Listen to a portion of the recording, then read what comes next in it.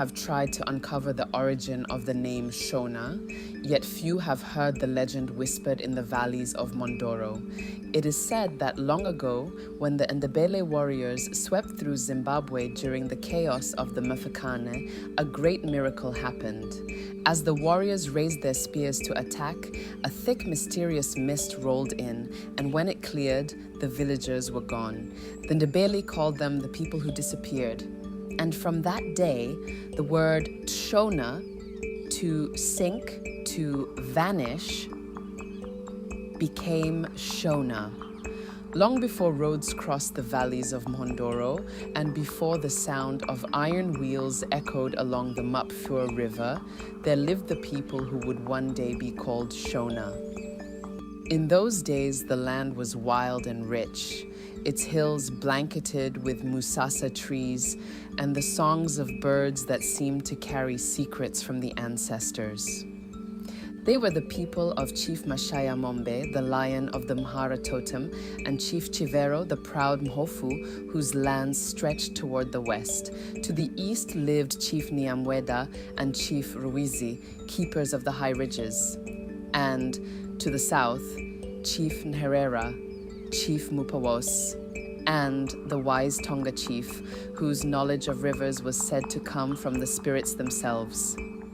In the neighboring plains roamed Shegutu of Chegutu, a hunter and healer.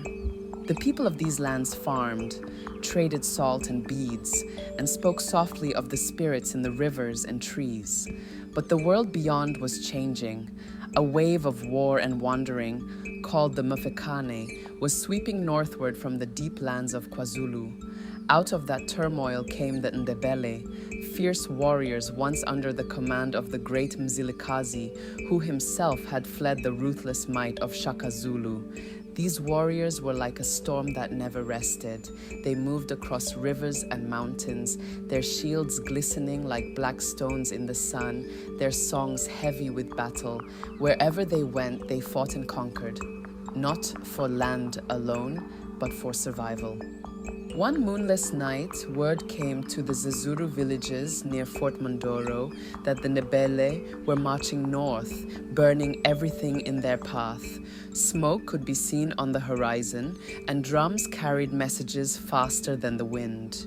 Chief Mashaya Mombe called a council beneath a great fig tree by the Mhute River. Men came with their spears and bows, women with calabashes of water, and the old ones sat on mats, murmuring prayers to the ancestors. "We cannot fight them," said Chivero, his voice calm but firm. "They are too many, and their shields are thick like the bark of a mukuyu tree." "Then where shall we go?" asked Nyamweda. "The forests are deep, but even there their feet will follow." It was the Tonga chief who finally spoke, his voice slow and deep. "The river knows what we do not. Let us trust it. The Mhute has always hidden its secrets well." They prayed that night, not for victory, but for mercy. The Mhondoro, the lion spirits of their ancestors, were invoked through dance and smoke. Drums spoke to the unseen, and the earth seemed to listen. At dawn, the Ndebele arrived, a dark wave cresting over the hills. Their leader, a man named Mahlangu, raised his spear toward the village. "Let no one live," he said. "Let these Karanga, these Zezuru, know the might of the Ndebele." But just as his warriors began to advance, something strange happened. The air thickened. A white mist began to roll down from the hills, not like morning fog, but a heavy, luminous blanket that swallowed trees and huts and men alike. It moved fast, silent yet alive. Horses snorted in fear. Birds fled from the treetops. Malangu's men halted, confused. "What trick is this?" one shouted. "I cannot see my brother beside me."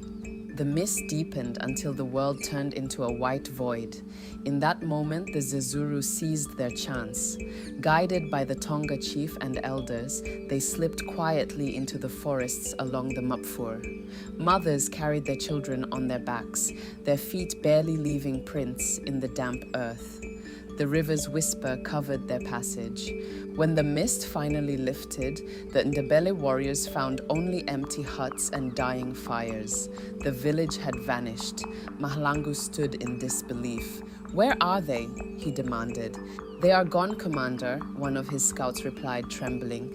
"They have sunk into the ground, vanished like water in sand." Mahlangu spat on the soil. "Then they shall be called Abachonayo," he said, "the ones who disappear." And from that day, the word Tshona, to sink, to disappear, to go and never return, began to echo in the tongues of the Ndebele. It was their name for the mysterious people who had escaped them through mist and miracle. Over generations, that word softened and shifted until it became Shona. Seasons passed and peace returned to Monduro. The people rebuilt their homes, planted millet and sorghum, and told their children of the day the mist saved them. They believed the ancestors themselves had sent it. Perhaps the Mondoro of the land, or the spirit of the Mhute River, whose waters remember all things.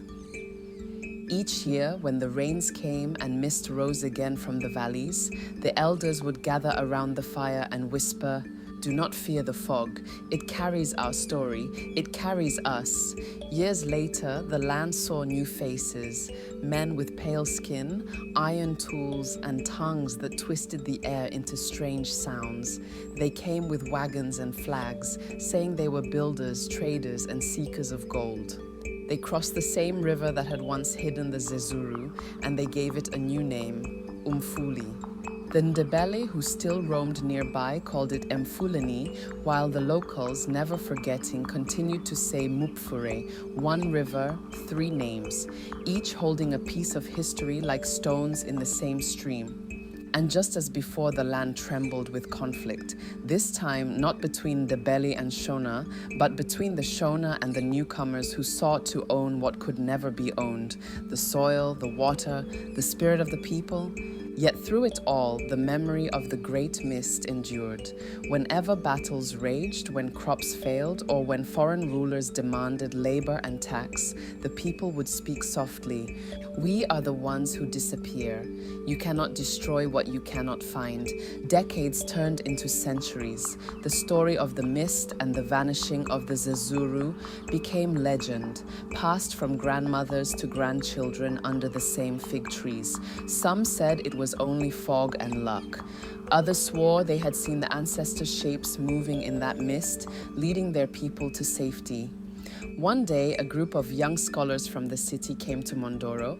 They had read many books and carried notebooks filled with theories about language and culture.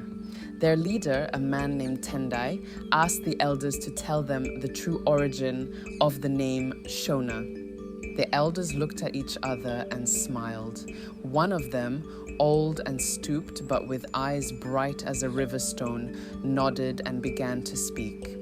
"You will find no truth in books," he said, "only echoes. The truth lives here in the mouths of those who remember." He told them the story of the fleeing Ndebele, the councils of the chiefs, the miracle mist, and the word that changed everything. The scholars listened, writing furiously, though one of them whispered, "But this cannot be proven." The elder laughed, a soft, wheezing sound. "My child," he said, "the mist does not ask to be proven, it only asks to be remembered."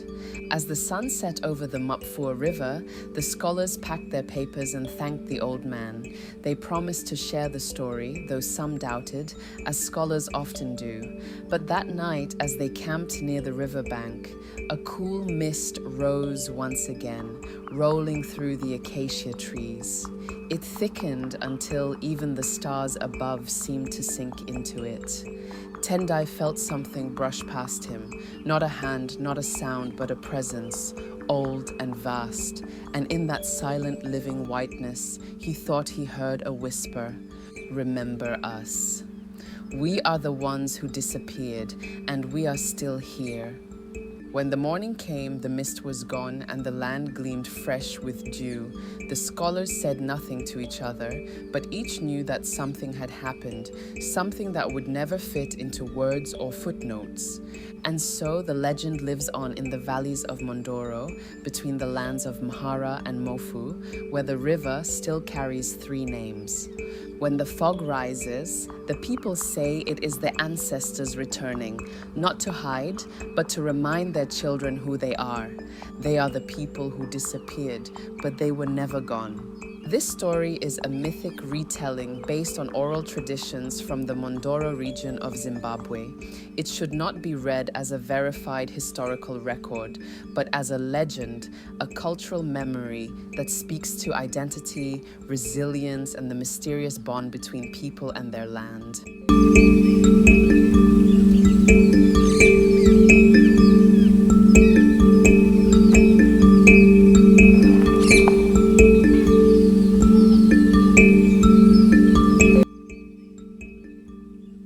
Last but not least, I would like to take a moment to sincerely thank one of my subscribers who shared an insightful version of the origins of the name Shona. As many of you know, there are several different stories and interpretations about where the name came from, but this particular version really stood out. It offers a thoughtful perspective that feels authentic and deeply rooted in our history and culture. So this video is inspired by and based on that subscriber's contribution. I truly appreciate the effort, passion, and knowledge shared within this community. It's your input that keeps this conversation rich and meaningful. Thank you for helping preserve and explore our heritage together.